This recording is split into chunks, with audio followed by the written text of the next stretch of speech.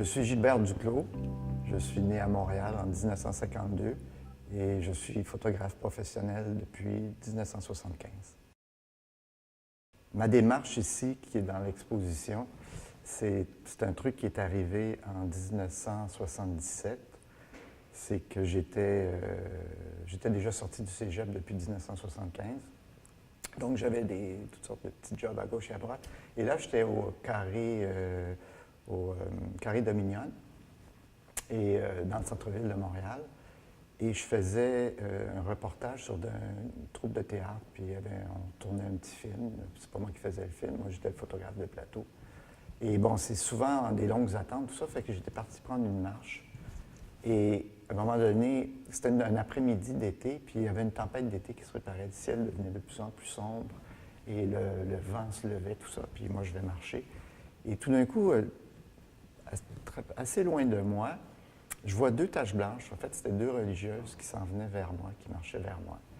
Et moi, j'avais mon petit appareil qui est devenu mon appareil fétiche, un petit Rolleiflex 35S. Et c'est comme si j'avais senti qu'il se passait quelque chose. Alors, je me suis dit, tiens, je vais les photographier, mais je veux être très discret.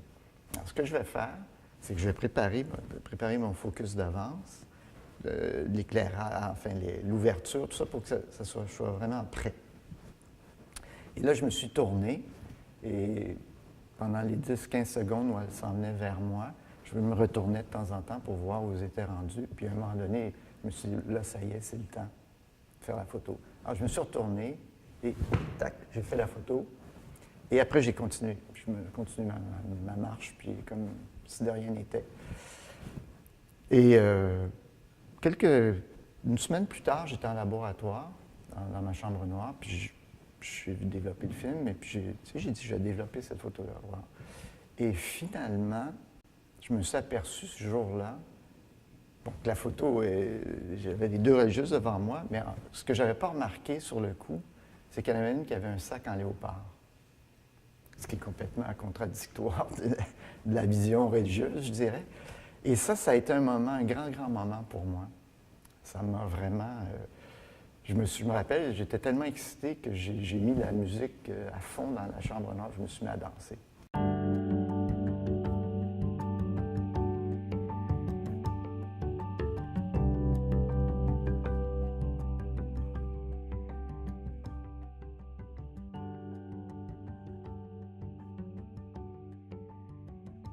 Sauf que le problème dans la photographie de rue, c'est qu'on ne sait pas.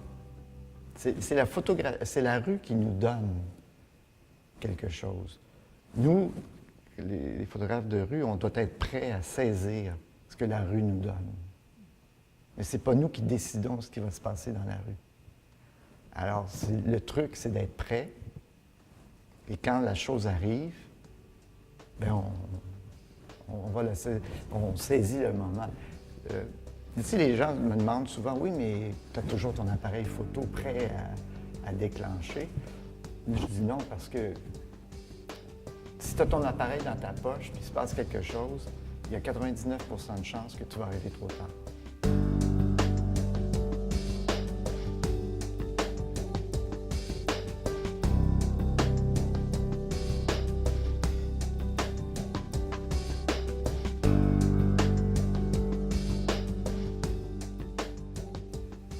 Alors moi, je me suis souvent plu à dire que quand je faisais de la photo, je partais en mission. C'est-à-dire que je ne faisais que penser à la photographie avec mon appareil, avec moi, toujours prêt. Et je marche, je me promène, je regarde. Et il y a des moments où tu peux marcher des kilomètres et tu vois rien du tout, ce qui est un peu déprimant. Mais tout d'un coup, pour une raison ou pour une autre, tu arrives à un coin de rue, paf, il y a quelque chose qui t'accroche et puis il se passe quelque chose. Mais ceci étant dit, même si tu penses qu'il s'est passé quelque chose puis tu as pris la photo, il y a beaucoup de chances que la photo ne soit pas bonne. Quand la rue te donne quelque chose puis tu réussis à le saisir, c'est presque un petit miracle.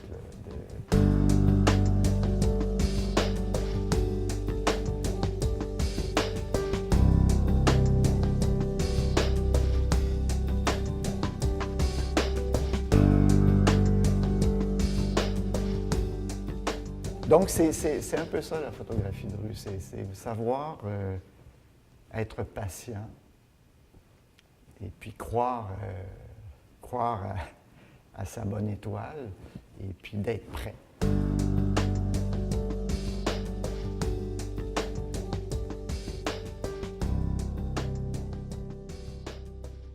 Alors, j'ai toujours adoré les grandes images. D'ailleurs, j'en ai une chez moi sur un mur, et puis ça a vraiment de la gueule. Mais ce qui est très important, quand je les montre en grand comme ça, c'est que c'est très près, en tout cas beaucoup plus près de ce que j'ai vécu quand j'étais dans la rue, par rapport à la distance et notre grandeur et tout ça.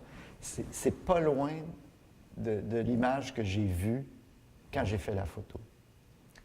Avec le rapport de la distance, tout ça, c'est très près. Bon, c'est sûr qu'il y a les petites photos aussi, c'est plus intimiste, tu te rapproches, tu regardes, c'est très bien. Mais c'est un peu le plaisir de montrer un peu ce que le photographe a vécu. Donc, je n'imaginais pas de faire une expo sans avoir des grands tirages comme ça. Ça a comme scellé le choix du noir et blanc. Mais aussi le noir et blanc, la qualité du noir et blanc, c'est que ça nous amène au sujet. Les couleurs ne deviennent pas,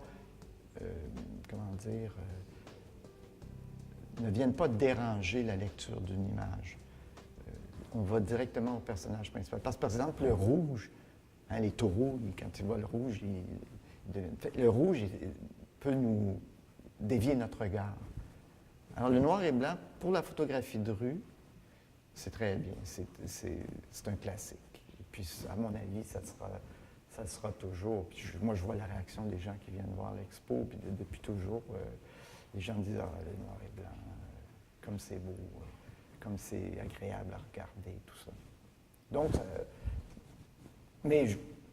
la couleur est extraordinaire aussi. Évidemment, dans ma carrière de photographe professionnel, j'ai beaucoup plus travaillé en couleur, mais c'est un autre monde.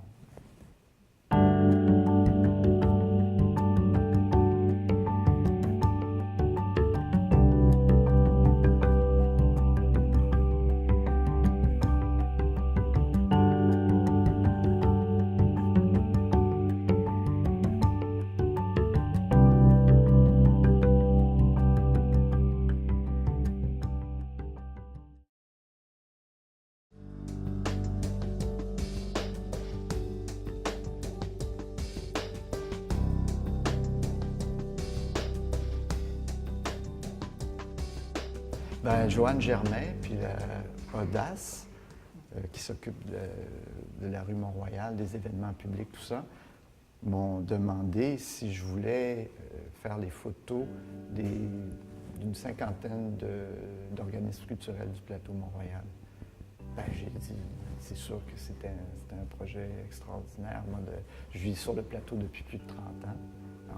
J'ai arpenté les rues.